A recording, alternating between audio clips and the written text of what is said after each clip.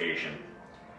The whole point to this particular routine is to mobilize as much body musculature as possible, all without having to really stop and change exercises and change weights and that sort of thing. Makes it a lot more convenient. This one in particular is great because it uses almost all your body musculature, and we're not really sure where exercise got split up into strength training, resistance training, and cardio training, endurance training, cardiovascular training, but it doesn't really make a lot of sense most of the time to have these two separated. You can do some specific strength movements to address particular weaknesses and particular goals, just as you can with cardio training, but really on whole, for the most part, you should have your training all as one unit. This gives you the most bang for the buck per unit time.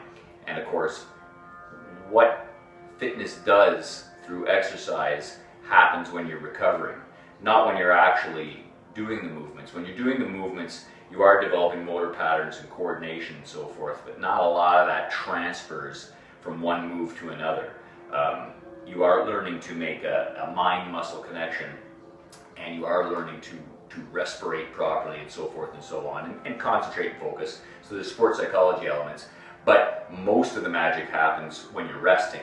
That's when your body remodels. That's when it recovers and adapts and hopefully over-adapts, supercompensates, and becomes more like it was when it was young.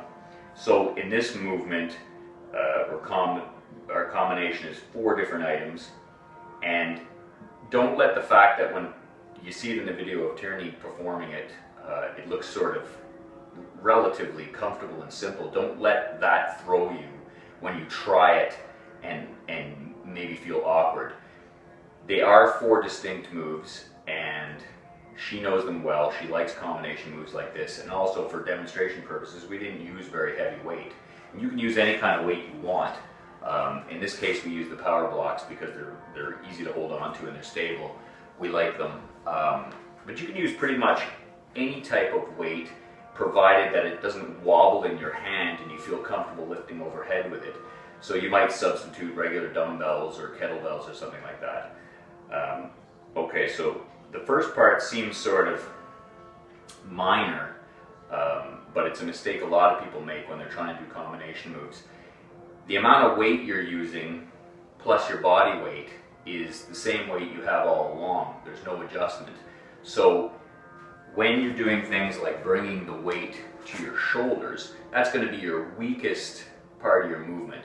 So we recommend you use a hammer grip. And what that means is you're not holding the weight with your palm forward like a traditional curl, and you're not holding it with the palm backward like a reverse curl. You're holding it in a hammer position as you bring it up. That's your strong position. That's your most stable position.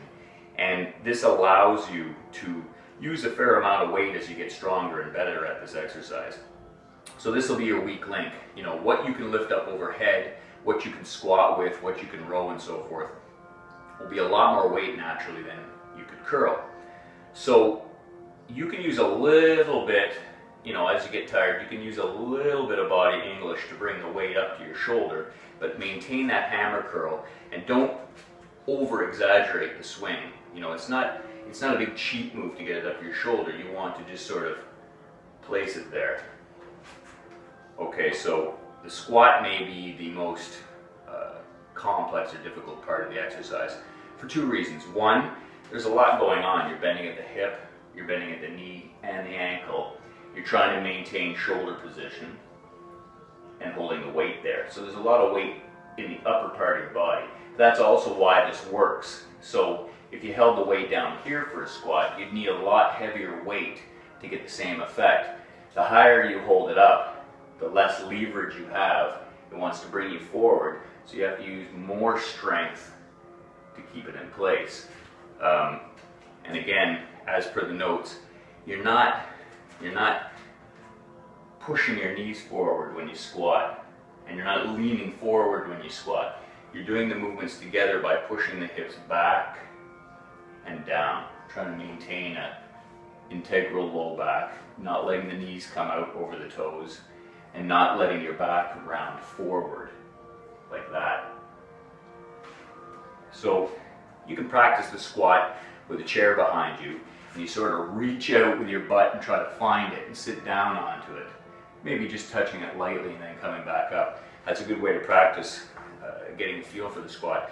Because when you do the squat, to make it really work, you want to use the whole thigh, not just the front. You want to use the whole thigh, all the way around, all the muscles, all the way up into the glutes. So you're squatting down with the weights at your shoulders.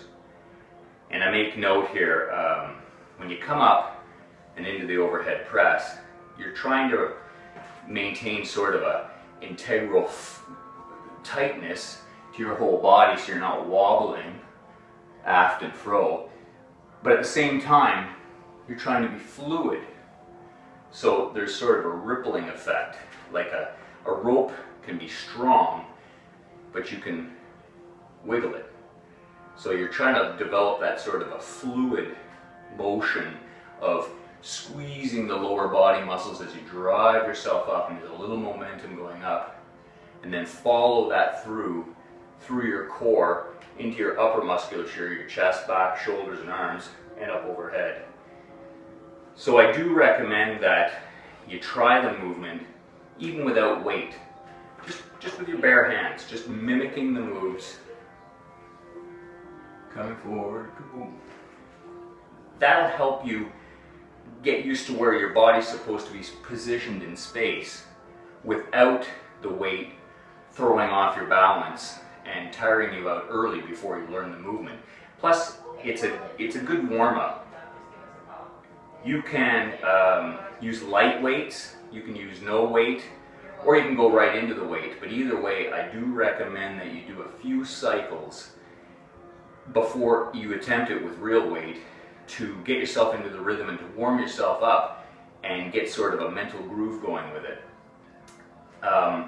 Sometimes when you're bending forward too, there's going to be a little bit of residual tension from something else you've done in the back of your legs, or maybe there's a little residual tension in your shoulders. So just going through the warm-up cycle can help you sort of stretch out without having to do any, big grand stretches. We don't really promote heavy stretching until after muscles are already fatigued and warmed up.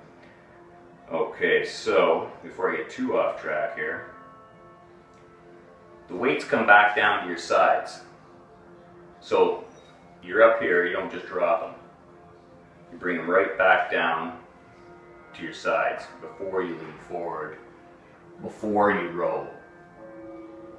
A deliberate reverse shoulder press, reverse hammer curl. That way you don't get into trouble with, as you're tired and you're out of breath, dropping and swinging the weight and losing your positioning. So be deliberate about bringing them down. Then you're doing a Romanian deadlift.